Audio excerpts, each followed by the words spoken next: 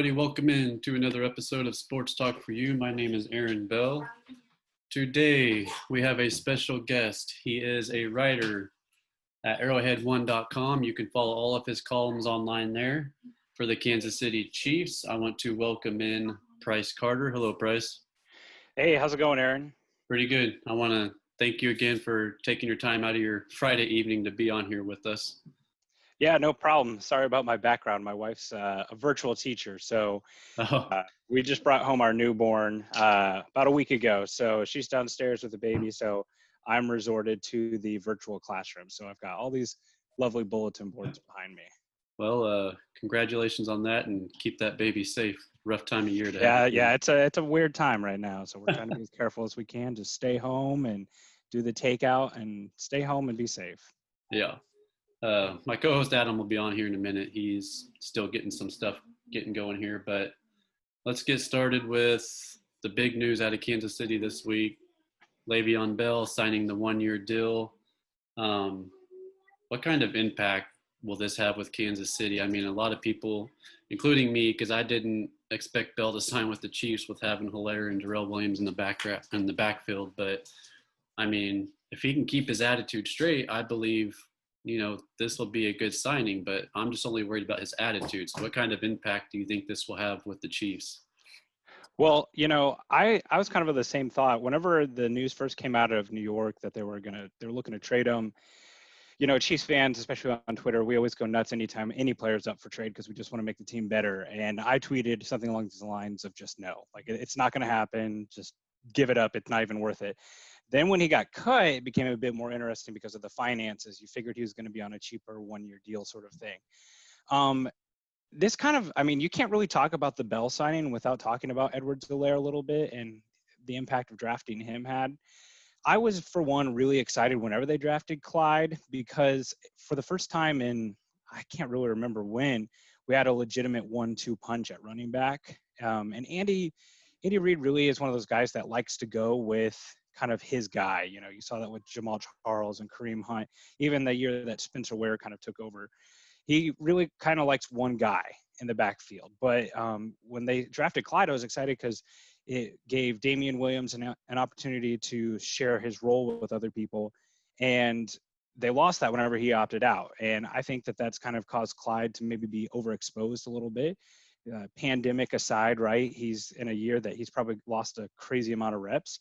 And he's truly, even at LSU, was never that guy who was a true bell cow until that 1 year last year when the offense just went nuts. So I think that this is going to have a great impact because I think, one, it'll give them a better option in pass protection. Darrell Williams is satisfactory there, but he's not your ideal third down back.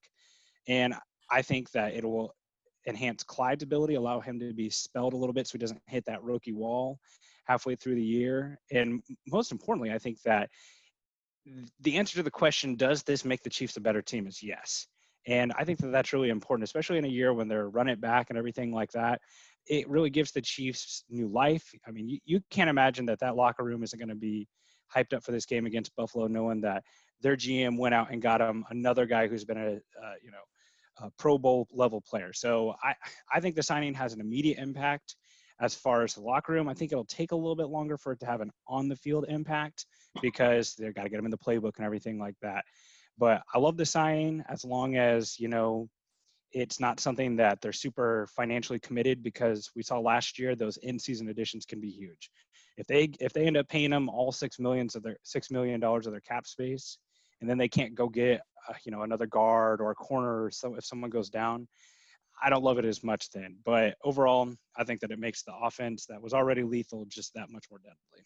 Yeah, and I mean, a lot of people are saying too, this will help with the first and goal from the 1 yard lines because, Clyde Edwards struggled to get. But then again, I mean, the offensive line down in the goal line hasn't really been the best. I mean, there's guys in the backfield as soon as Clyde gets the ball, but that's where LeVeon Bell comes in hand with his moves and all that and his agility. So, I mean, yeah, I wasn't all for this signing, but as a Chiefs fan, I'm going to go with it. And if it works, hey, I'll be excited about it. So, yeah. And one of the things that I think is important too is that with these new toys that Andy Reid has gotten in the backfield, that they just stay true to who they are. I'm a little bit of a PFF orientated type of person as far as like, the run should merely be a thing that occurs whenever there are less men in the box and the opportunity presents itself, especially whenever you have the ultimate weapon in Patrick Mahomes. So, I hope that the offense doesn't become too run orientated to the point where they're just grounding and pounding. But I mean, you can ask anyone from Andy's days back in Philly. That's not something that happens. I don't see that becoming an issue, especially because of Bell's effectiveness as a receiver out of the backfield. And I'm hoping more than anything that this will just allow them to be able to incorporate Clyde into the passing game as well, because you can just see the shiftiness of them lining up Bell in the backfield or Edwards-Helaire splitting them out wide. They could literally go from a two-back set to being split out five wide. And, it's all about personnel mismatches. So they put in those big run stuffing linebackers, and now they're trying to cover Edwards-Helaire or Bell out of the slot. Hopefully they'll be able to leverage that. Yeah, and I mean, that's plus with those two guys in at the same time, that'll leave Travis Kelce open because the defense will be worried about LeVeon Bell or Hyde Edwards on one side. So, I mean, this offense, just to add this to this deadly offense, I know Oakland, John Gruden had a game plan last week, and he shut that offense down in the second half. But, that's not going to happen every game. The offense is not going to be shut down like that every game out there. Exactly. There was a really cool podcast that's going on right now with Chris Collinsworth and Richard Sherman. And there was a clip that went viral of that through PFF that Collinsworth asked Sherman, he said, how do you stop the defense? He's like, you don't. You just choose how you're going to die. Are you going to die in one swift kill, or are you going to bleed out slowly? And I love that. I thought that was a great quote because Sherman, played them in the Super Bowl and he got roasted by Sammy Watkins. He knows, so, but yeah, I think that, when it comes to that Raiders game, it's hard to put the blame entirely on the offense or entirely on the defense because they both did have a hand in it. But one element of the team scored 32, which is good enough to win a lot of football games in the National Football League. So the story of that game was Derek Carr threw the ball deep, and he didn't do it before. And to the credit of Steve Spagnuolo and the defense, they said, if you're going to beat us, you're going to have to do something you don't normally do. And he did it. Yeah. And, there was a lot of things that were different about this game than most Raiders games in Arrowhead. I think it was like the last 3 or 4 games that they've played that it's been in December. It's been cold. Derek Carr is not much of a cold weather quarterback. And a lot of times by the time December rolls around, the Raiders are out of it. So this kind of felt different, and I had my concerns. But, Ruggs is legit. They, Aguilar played well. They, it really came down to 3 or 4 plays, and the Raiders made them, the Chiefs didn't. But they can take another victory lap around the stadium. This was clearly their Super Bowl, and my hat's off to them. They can hang their Beat the Chiefs banner in October in their new stadium. We've got our own. Exactly. And Tyrann Mathieu came out with a statement after that game saying that, we won't forget this when we go to Las Vegas. So, Tyrone gets mad even when they give up 17 points. So giving up 40 points, Honey Badger was not a happy camper. I can't imagine what that locker room was like after the game or even at halftime. So, but let's switch to that defense with Spagnuolo. The firing of Bob Sutton a couple years ago, the defense going from, just god awful in 2018 and yet still making the AFC Championship game to now what Spagnuolo has done. What is the mindset that he has? Not just bringing in these talented players, but just the mindset he has for these players to go in and day out and play like they are compared to 2 years ago when they were just giving up 40 points a game. I think that there is an image that will forever be in my head, and it was the image that I knew Bob Sutton had to go. I'm one of those guys that I trust Andy Reid. I trust coaching staffs. They know a lot more than us.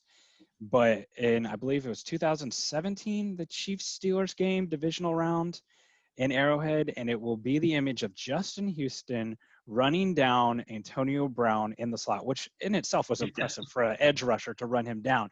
But then the question is, why is this pass rusher, predominantly a defensive lineman now in Indianapolis, covering a slot receiver? And simply put, we all know that was him not being utilized the way that he was meant to be utilized.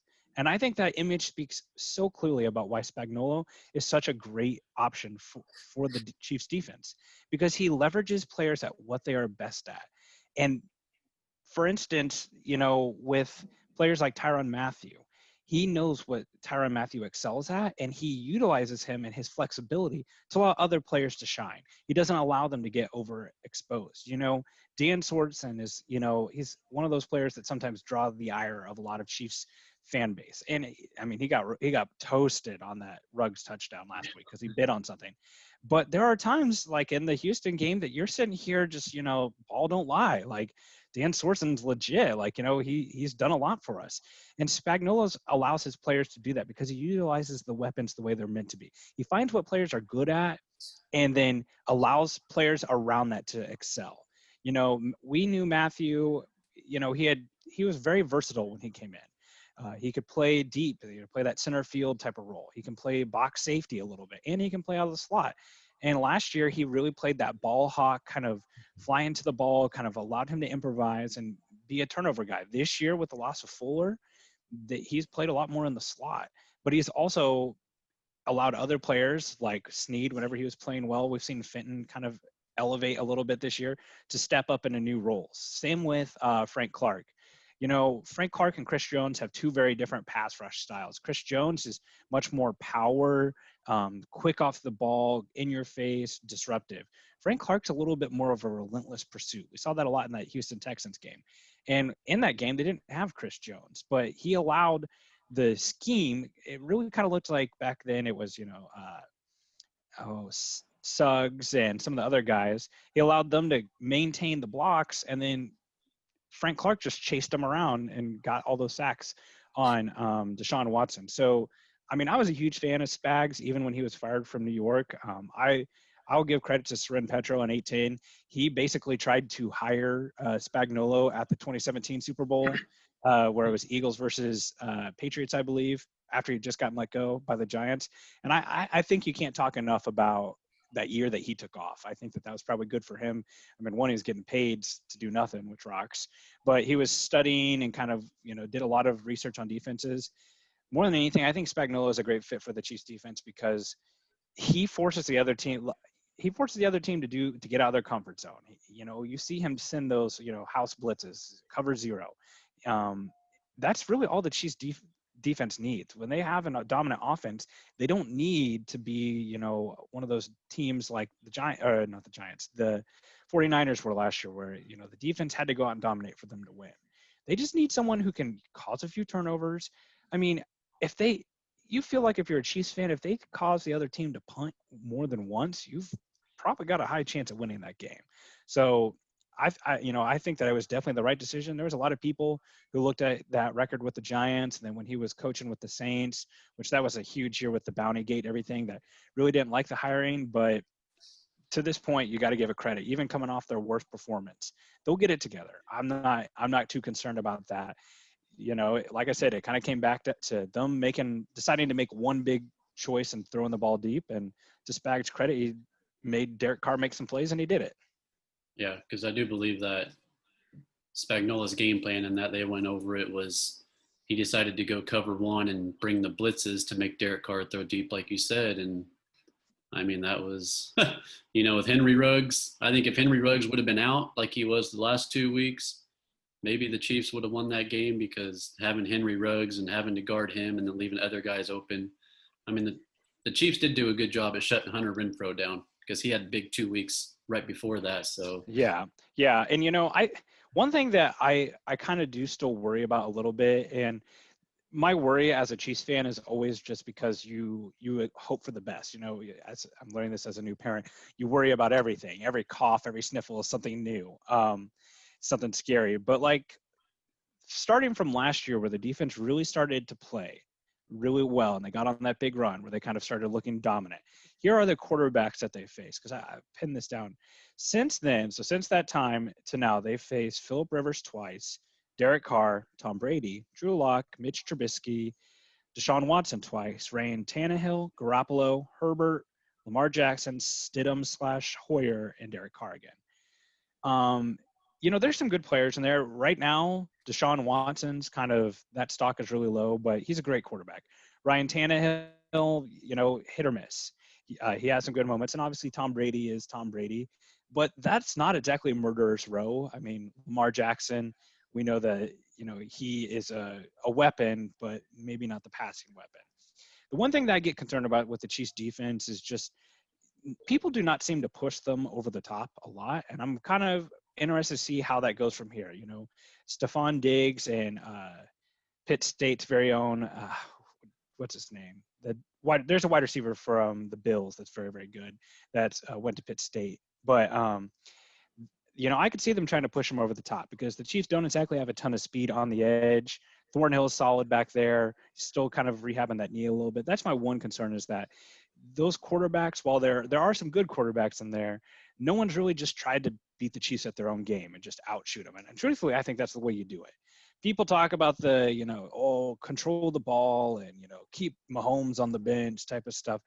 I truthfully believe the way that you beat this Chiefs team is you be aggressive on defense, try to make some turnovers, but you play them at their own game. Now, with that being said, if Chris Jones and Frank Clark are getting home, it's a lot harder to wait for those long plays to develop. But, a player like Aaron Rodgers or someone, get a quarterback who can really sling it back there, I think it'd be interesting to see how that goes. And it'll be interesting to see how it goes in Buffalo. Yeah, it's funny that you mentioned that, teams should try to start to outscore them instead of just kind of play back or, do time of possession. I thought it was interesting how the NFL draft played out between the Broncos and the Raiders with all those weapons that they drafted on offense.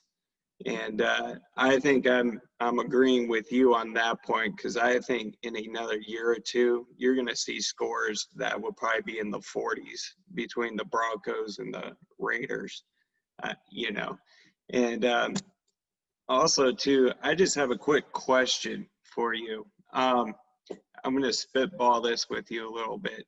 But do you think the Bell signing, do you think it might resurrect his career, number one, but also number two, since, you're taking a chance with Bell for a year, do you think that you guys could actually, ask Earl Thomas to come on the Chiefs team as for just, a little test drive or, something along those lines?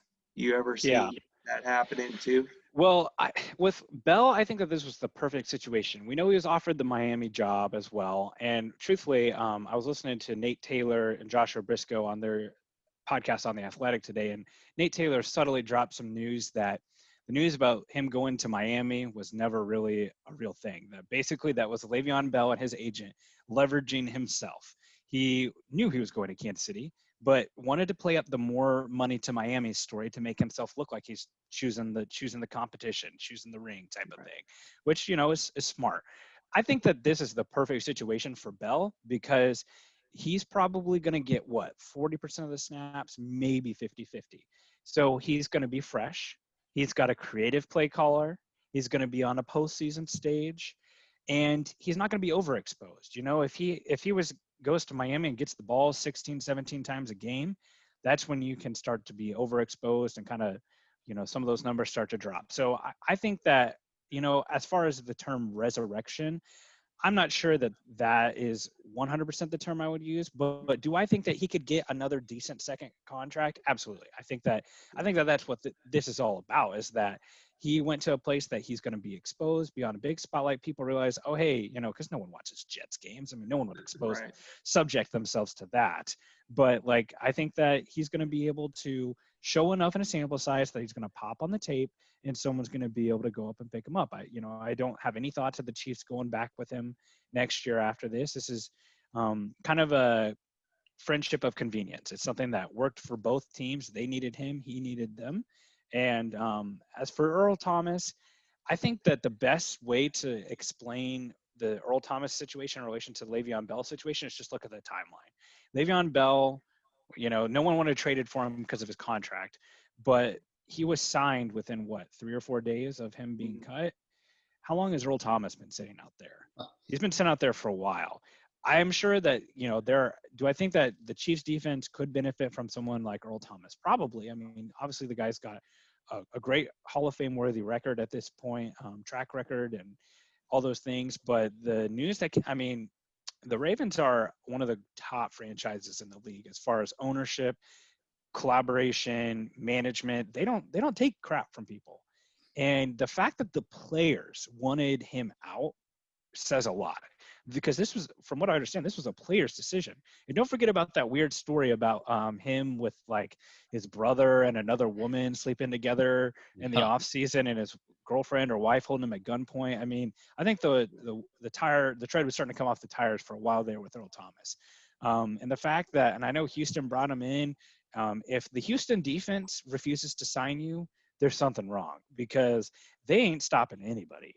No. They made the Chiefs, they made Clyde and the Chiefs run defense look like, look elite, and their run game hasn't looked like that ever since. So if they can't use them, I think there's more to the story than that. So while it is tempting to, it's just, you got to remember that this isn't Madden, that this isn't where like, oh, this guy's a 93, I'm just going to add him to roster. These are players, these are coaching staffs. The Chiefs locker room is great. And, I think Aaron might have alluded to it a little bit, is, how is Le'Veon Bell going to play in the locker room? We know that in Pittsburgh, he obviously had some sort of contentious relationship. There's also a locker room that had some, big personalities in it, because I for one think that Ben Roethlisberger is a diva. I think that he is not necessarily a leader of men. No. And then we clearly Antonio Brown. So, I think it goes back to that age-old question: which comes first, winning or culture? Which breeds culture? Does culture come from winning, or does winning come from culture? I'm one that believes the latter. I don't remember any team that's won anything, basketball, football, baseball, that wasn't a great clubhouse culture. And that's, it's just simple as when you win, it's fun. Everyone's having fun. You forget the crap. But whenever, you're 10 games below 500 and it's easier to get unhappy. So I think that, Bell will excel in this locker room, but as far as someone like Thomas, I'm not sure that that's a path that they'd want to go down. Yeah. Do you think, just out of curiosity, somebody will sign Thomas? I thought the Cowboys were going to do it, but. Well, boy, you look at that Cowboys defense, they sure wouldn't want to get better, right? It's almost one of those things now that he's set out for so long that I'm kind of thinking that no one's going to buy it, unless there's some contender that loses a big name safety or something like that. Because that's the other thing. He's not Tyrann Mathieu, where he can go and play the corner position or the slot corner. He's not Minka Fitzpatrick, who's flexible. He's kind of got his role now. So if the Packers or maybe the Seahawks or something get super desperate, maybe they lose Jamal Adams. Could I see it? Probably not the Seahawks after the way he left his game in Seattle.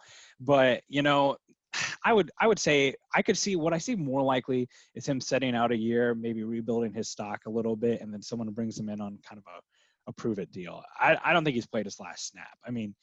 But this, the whole story was just so weird because, like Michael Thomas got suspended for a game this past week for fighting a teammate. That happens all the time. So there's clearly more to the story than just that. Yeah. Now let's get to, of course, Eric Bieniemy. He had all those interviews this year. I believe one was with the Cleveland Browns, and he had a couple more with a couple other teams.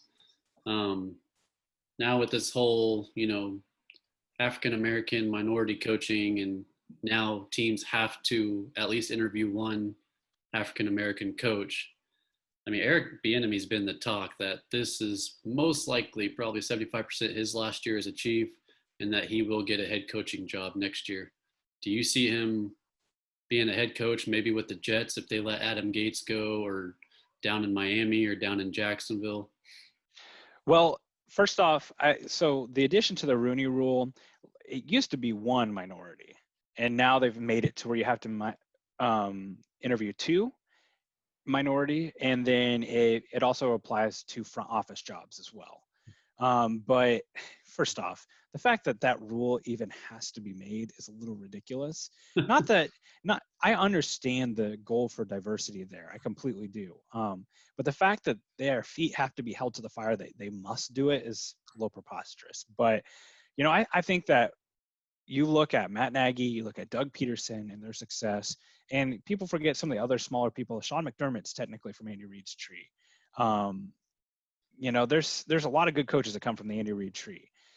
It's a little ridiculous that Eric Bieniemy didn't get a job last year. I mean, all he's done in his tenure as the Chiefs offensive coordinator is have Patrick Mahomes win the MVP with one of the 3 best quarterbacking season of all time, and then follow that up by going to the Super Bowl and winning. Now, here's the thing. I do think that being a head coach is more than the on paper stuff. I personally feel like Bieniemy the last couple of years, if you ever listen to any of the audio clips of him as an interviewer, he's pretty hit or miss. Very, very cliche.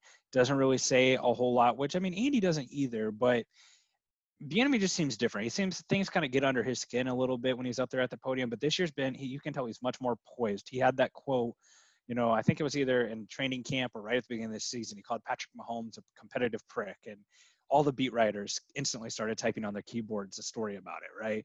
So he's getting a little bit more candid, getting that, leader of men type of philosophy about him. Bieniemy is one of those guys that he's one of those guys that he reminds me a lot of Mike Tomlin, and not because of the obvious reasons, but Mike Tomlin he's a player's coach, and so is Andy. But Tomlin is one of those guys that is much more aggressive. He seems like on the player's level. Like Andy Reid's that guy who sits down on the bench and puts his hand on Andy Reid's or on Patrick Mahomes' knee and talks about the plays. He's very fatherly, and the players love him for that. And he gets to do fun stuff and joke about cheeseburgers. But Tomlin, he seems much more like on the players' level, where he's going to let them know if they've messed up. I forgot what game it was last year where Travis Kelce and Bieniemy looked like they were about to throw fist in the middle of the game.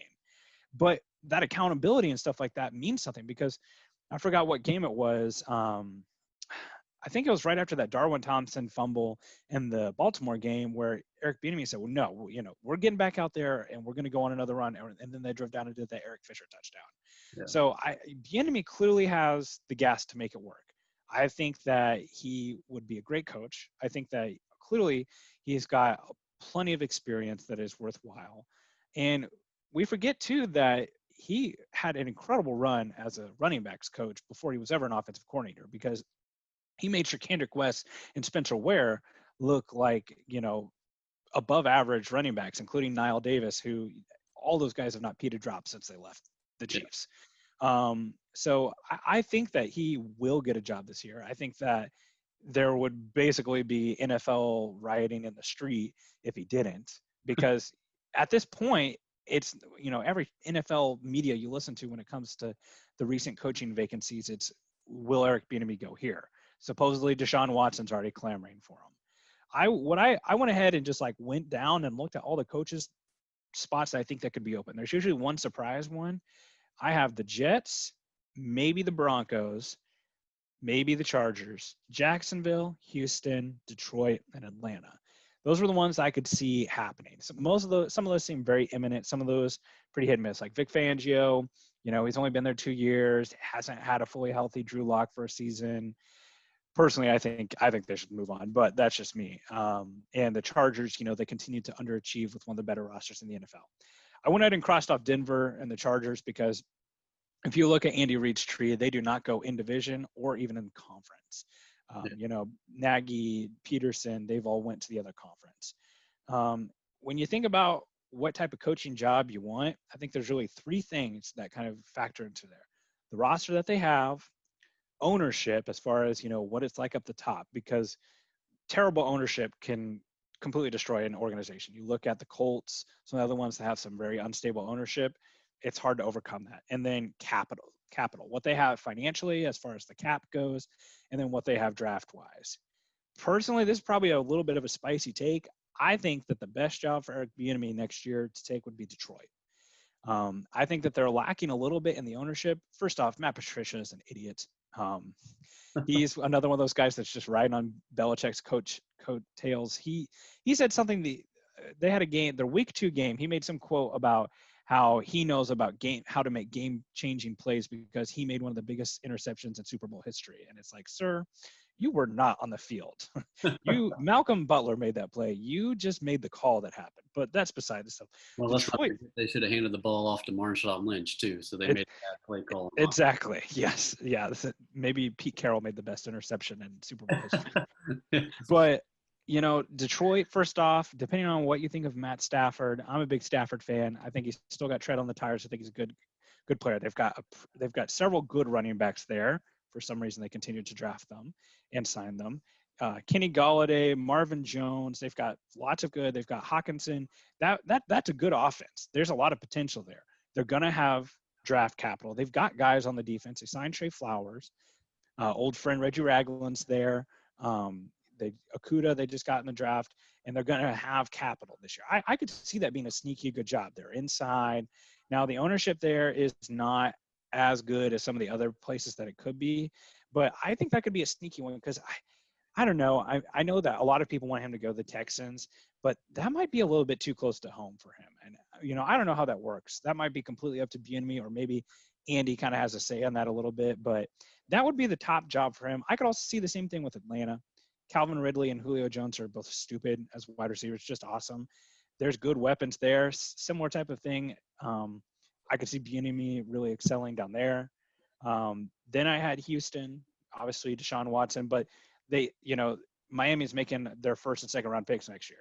So he goes there, he's going to be behind the 8 ball, and they just paid Watson, which, obviously you'd rather have a great quarterback than not, but he doesn't have that cap flexibility. Jacksonville was another option. That one's kind of up in the air because Gardner Minshew's all right. Are they going to try to, get Justin Fields or Trevor Lawrence? And then obviously way down at the bottom, I've got the Jets because while they do have some cap flexibility and will probably have some picks, the ownership there is not good. I just don't see it there because what do they have on offense? They have Quincy Enunwa, who's hurt all the time. Jamison Crowder, I think, and they don't have Le'Veon Bell anymore. You also have to deal with that whole Sam Darnold thing, which I think he's a good quarterback. I don't think he's as bad as he looks. I think one day we'll look back at Sam Darnold and he'll be a member of the freedom from Adam Gase list that continues to grow. Let's not forget that he sees ghosts too. So yes. yeah, that was bad. That was bad. But I think that those are all possibilities for him. But those were kind of the way I ranked it as far as places I could see EB landing. Yeah, it'll be an interesting offseason to see what happens behind the scenes. So if Bieniemy would coach in the conference, who do you think he would go to? Chargers or Broncos? That would be brutal. Like that's one of those, like, I don't really consider myself a Mizzou fan per se, but I definitely have, I check their scores on Saturdays and stuff like that. So seeing Drew Lock go to the Broncos was already brutal enough. So personally, I feel like I feel like he would be more than likely to go to the Chargers if he had to go in the AFC West. They've got the new quarterback. They've still got good offensive weapons. They've got good running backs there. Eckler's hurt right now, but the 2 running backs that they drafted this year are popping a little bit too. So I could completely see him going to the Chargers if that did happen, especially because both of those teams, and this is just in general, the league is getting further and further away from defensive-minded head coaches. They just don't know how to run the clock. You saw it with Vic Fangio week 1 against the Titans game. He was an idiot with the clock, and he's so used to, as a defensive coordinator, reacting to what the offense does. It's a completely different thing when you are causing the reactions. And I think that he would be good in both places. I'm sure he could get the most out of Drew Lock and the arsenal of weapons in Denver as well. But I think the point is mute because I don't think that he would do that. Because you got to remember, it's more than just going against Andy. It's him going against Andy as well. So, but that would definitely be interesting. That'd be pretty unprecedented. Yeah. My second favorite team is the Broncos, and I think he's just a bad luck coach. Because I've never seen a guy lose on last-second field goals that many times as he has. Which is saying something because the Chargers play in the same division. Yeah. Yeah. Well, I mean, I think the Fangio hiring was made for the 2015 Broncos, not the 2020 Broncos, because Yes. the Broncos are increasingly becoming an offensive team. I mean, yes, there's still talent on that defense, but Chris Harris is gone. Von Miller's a shell of himself and not playing this year at all. Talib's not there. They've got some good players like Simmons and Shelby Harris on the defensive line, but Bradley Chubb. But for the most part, that's an offensive team now. Yeah. And time and time again, quarterbacks are only as good as the support they have. I applaud them. And same with the Chargers. I think the Chargers need to double down on this as well for Herbert. But, if you go get your guy, if you go get your quarterback, give them the tools to be successful. I mean, the Chiefs did that with Sammy Watkins. Like, that Sammy Watkins signing was about making sure Mahomes succeeded and making sure that they had a weapon in the playoffs. And, I mean, it's clearly played dividends. They got to go get an offensive-minded coach for those two guys to excel. Yeah, exactly. Yeah. Well, Price, we want to thank you for coming on. You're very knowledgeable about all your stuff. You gave us a lot of information, so that's why I wanted to have you on, because I've read a lot of your columns on arrowhead1.com, and I follow you on Twitter. So keep doing the work that you're doing, and hopefully our Chiefs can get a win on Monday afternoon, not Monday night. So yeah, a little happy hour football, right? Yeah. Hey, I'm all for it. Yeah, guys, I really appreciate it. Yeah, give me you can read my stuff on Arrowhead One. Give me a follow on Twitter at Price A Carter. I probably give more opinions about things than you want to read, but it's never not entertaining. Yeah. Thanks for joining our show, and best of luck and congratulations on the new kid, and hopefully you guys stay safe. Absolutely. You too. You guys do the same. All Have right. a good one. Thanks. Thank you. All right, that's going to You wrap too. up our show tonight. Go ahead and hit the subscribe button, like and comment if you would like, and we will see you guys next time.